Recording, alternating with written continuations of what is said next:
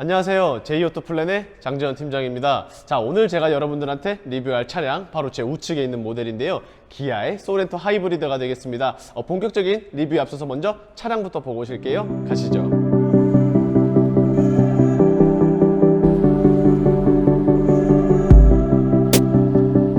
본격적으로 리뷰 한번 시작을 해볼 텐데요. 우선 오늘의 소개드릴 차량은 앞서 말씀드린 것처럼 기아의 소렌토라고 했습니다.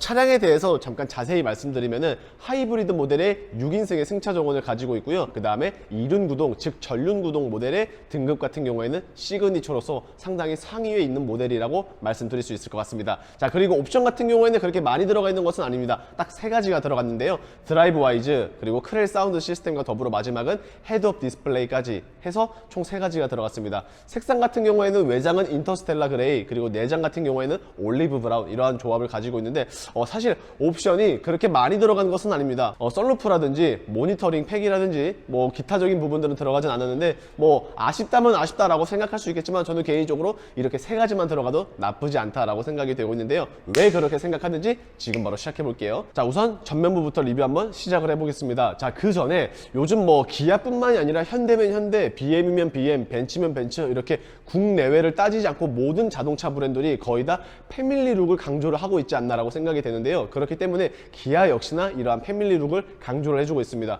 기아에는 굉장히 많은 종류의 자동차들이 있지만 그 중에서 가장 인기가 많은 이 소렌토를 중심으로 패밀리 룩이 적용이 되어서 이제는 거의 흡사한 모습을 보여주고 있지 않나라고 생각이 되고 있는데, 기존 MQ4 4세대에서 현재 모델 같은 경우에는 페이스리프트가 되었죠. 페이스리프트가 되면서 달라진 게 가장 큰 점은 바로 라이트가 되지 않을까라고 생각이 되고 있습니다. 뭐 기본적으로 라이트가 이전에는 가로 형태에서 이제는 세로 형태로 길어진 모습 가지고 있고요. 그리고 이 차량 같은 경우에는 서라운드 뷰 카메라를 기본적으로 가지고 있습니다. 그렇다 보니까 전방의 그릴 정가운데 전방 카메라가 이런 식으로 가지고 있다는 것을 만나보실 수 있고요. 그리고 드라이브 와이즈가 있다고 해서 반자율 주행이 있다라고 생각하실 수 있겠지만 시그니처까지 올라오게 되면은 기본적으로 반자율 주행은 가지고 있습니다. 다만 이러한 드라이브 와이즈가 있으면은 스마트 크루즈 컨트롤러 변화가 되고요. 그 다음에 내비게이션 기반의 반자율 주행까지 조금 더 업그레이드 되는 성능을 가지고 있다라고 말씀드릴 수 있으며, 헤드업 디스플레이가 장착이 되었다라고 말씀을 드렸는데요. 헤드업 디스플레이 이 하나만 장착이 되어 있는 게 아니라 헤드업 디스플레이 같은 경우에는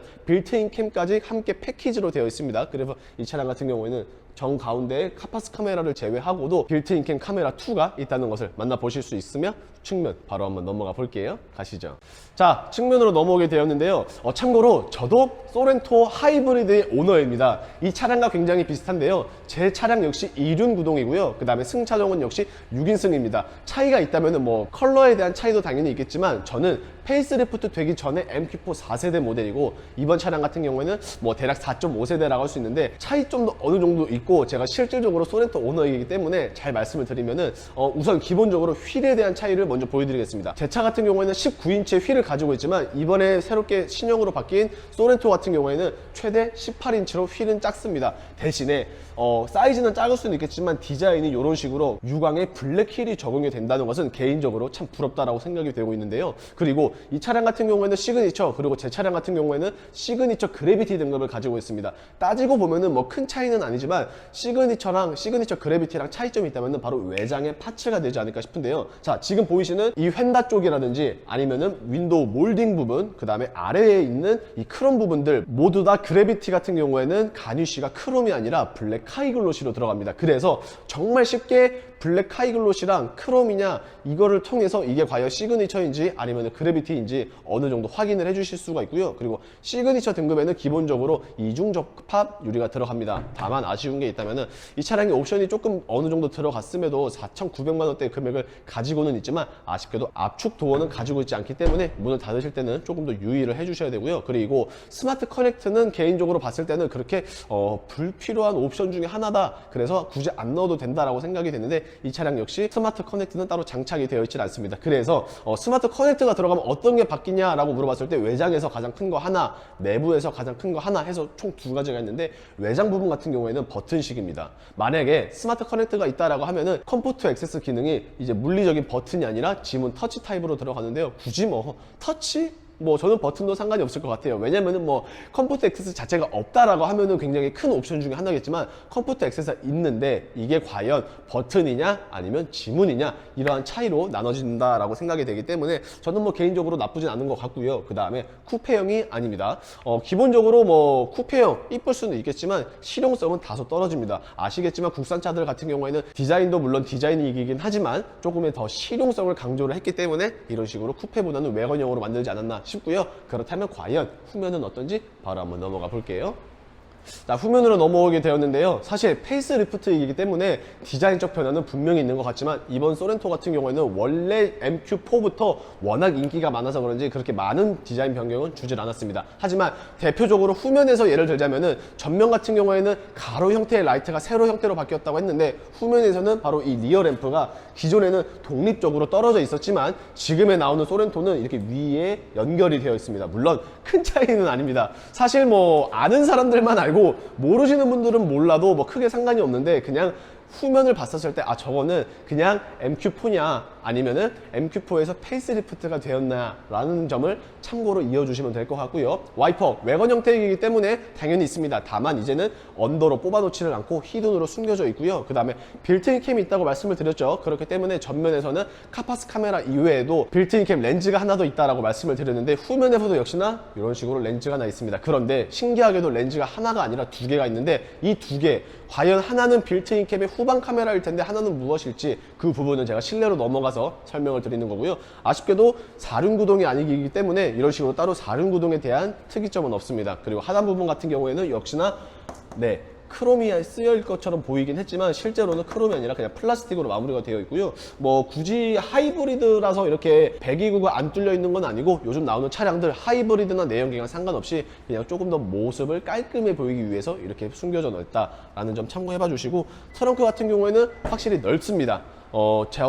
저도 지금 솔직히 6인승을 타고는 있는데 일단은 시트를 이렇게 눕혀 놓으면은 사실 굉장히 넓습니다. 하지만 6인승 장점이면서도 단점인 게 무엇이냐고 물어보신다면은 사실 굉장히 좋습니다. 4명이 탔을 때 가장 좋은데 평상시에 저도 시트를 이렇게 해놓고 트렁크에 짐을 좀 실어 놓는데 만약에 혹시라도 5명이라든지 6명이 갑자기 타야 된다? 그러면은 여기 트렁크에 있는 짐들을 좀 분주하게 정리를 해놔야 돼서 평소에 짐이 많으신 분들은 5인승이 조금 더 좋지 않을까. 물론 짐을 별로 안 실는 분들에게는 6인승이 가장 좋습니다. 시트 포지션을 이렇게 4명이 탔었을 때 가장 좋기 때문에 저는 이상적이지 않나라고 생각이 되고 있고요. 자, 그리고 기본적으로 히든 스테이지가 6인승이나 7인승 같은 경우에는 그렇게 넓진 않습니다. 아무래도 시트가 들어가다 보니까 이런 식으로 좀 작은 섹션이 있는데 뭐 큰 짐은 아니더라도 그래도 작은 짐들은 수납하기엔 상당히 좋을 것 같은데 그렇다면 과연 실내는 또 어떤지 바로 한번 넘어가 볼게요. 자, 1열에 대한 리뷰를 먼저 시작을 해볼 텐데 앞서 말씀드린 것처럼 스마트 커넥트가 없으면 이런 식으로 버튼으로 들어갑니다. 다만 있으면은 이제 물리적인 버튼이 아니라 터치 타입을 지원을 해주고 있고요. 자, 실내를 보시게 되면은 현재 올리브 브라운 이런 식으로 되어 있습니다. 사실 제 차량의 시트 같은 경우에는 그레이 시트인데 화이트 시트죠. 그래서 굉장히 화사하지만 아쉽게도 관리하는 부분은 조금 힘듭니다. 그래서 그런지는 모르겠지만 제 개인적인 주관으로 봤었을 때에는 조금 럭셔리한 느낌이 조금 더 있지 않나? 물론 화사함은 상대적으로 떨어지긴 하지만 고급스러움과 그 다음에 관리가 편해 보인다라는 점은 분명히 있는 것 같고요.